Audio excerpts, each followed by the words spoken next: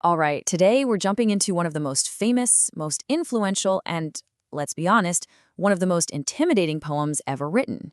Dante Alighieri's The Divine Comedy. I know.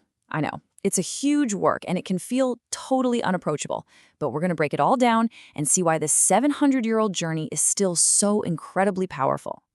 But first, let me ask you something. What if you had a map of the afterlife? I mean, a real, detailed, turn-by-turn guide to what happens when we die. A map showing the consequences of our choices, the path to redemption, and maybe even the ultimate nature of reality itself? Well, believe it or not, over 700 years ago, an exiled Italian poet named Dante Alighieri basically did just that. His masterpiece, The Divine Comedy, is that map. It's this incredible, symbolic guide to the soul's journey through hell, purgatory, and finally, heaven. So where does this epic adventure even begin?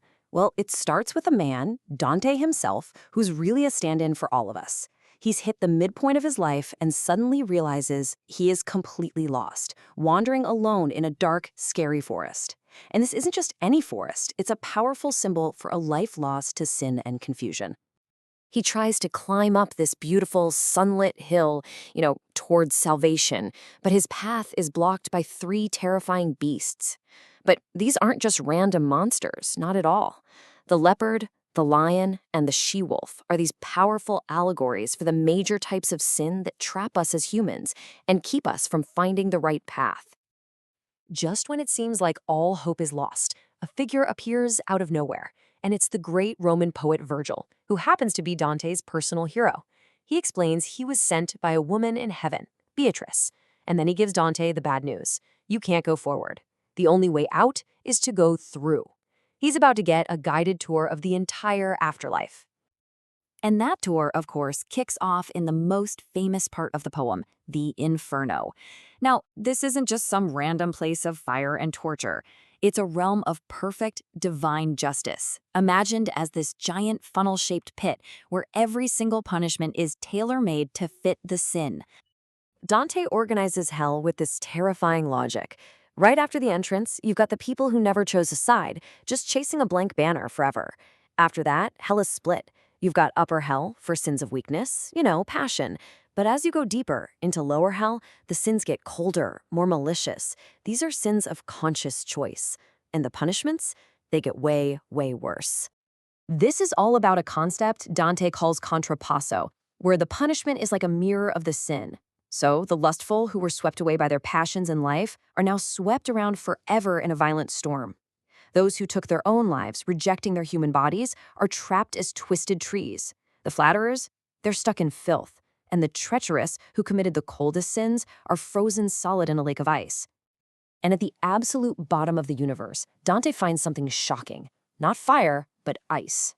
A monstrous Lucifer is trapped there, and the freezing wind is actually created by his own flapping wings. And in each of his three mouths, he's chewing on the greatest traitors in history. For Dante, the absolute worst sin isn't violence or greed, it's betrayal. Why? Because it's taking the very things that make us human, reason and free will, and using them to destroy trust and order. Okay, so to really understand this whole journey, you have to get the guides.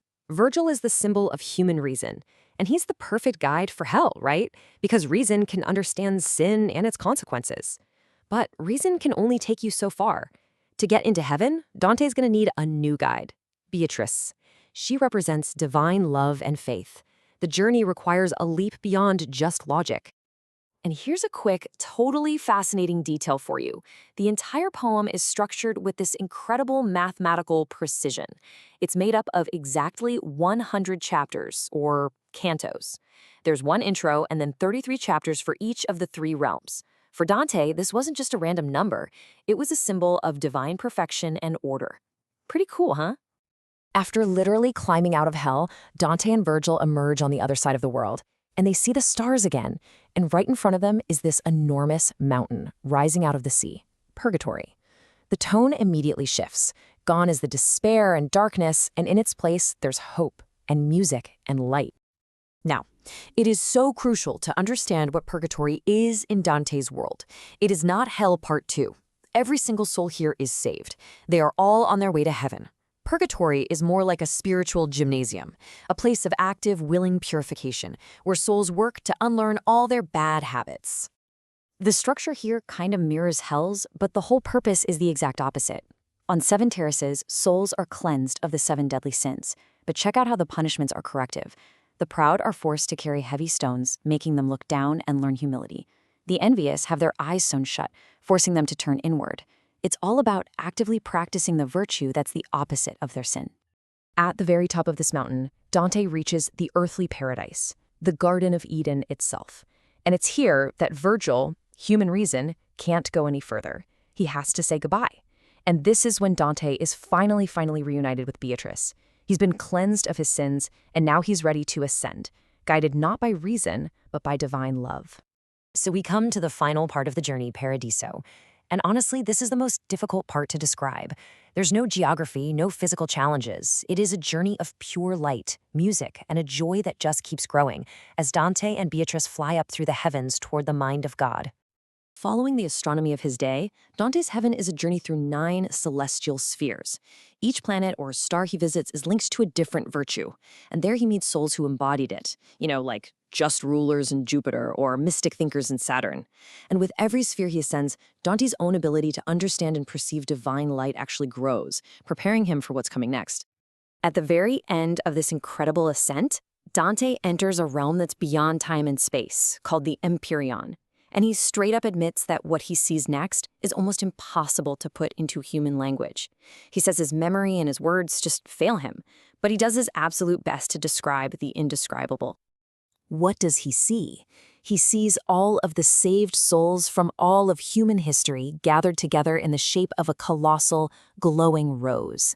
Every single soul is like a petal on this divine flower, and they are all gazing in perfect harmony upon a single, tiny, but infinitely bright point of light. And that light is God, the source of everything. So after this whirlwind tour of the afterlife, why are we still reading a 700-year-old poem about medieval theology? Well, because its influence is almost impossible to overstate. I mean, the Divine Comedy didn't just tell a great story. It literally helped create the modern Italian language. It gave us our most lasting images of hell. It inspired countless artists from Botticelli to Milton, and it continues to shape how we think about morality, justice, and redemption, even today. In the final, absolutely breathtaking moment of the poem, Dante's own will finally becomes perfectly aligned with the divine. He finally gets it. He understands the poem's ultimate message, which is all captured in its very last line. The fundamental force that drives the entire universe, from the smallest atom to the biggest galaxy, is love. Dante's whole journey starts with him being lost, having strayed from the straight way. His poem is the map he made to find his way back home, a path that led him to understand that the entire universe is moved by love. So it leaves us with one final thought. If your life is a journey, what is your map pointed towards?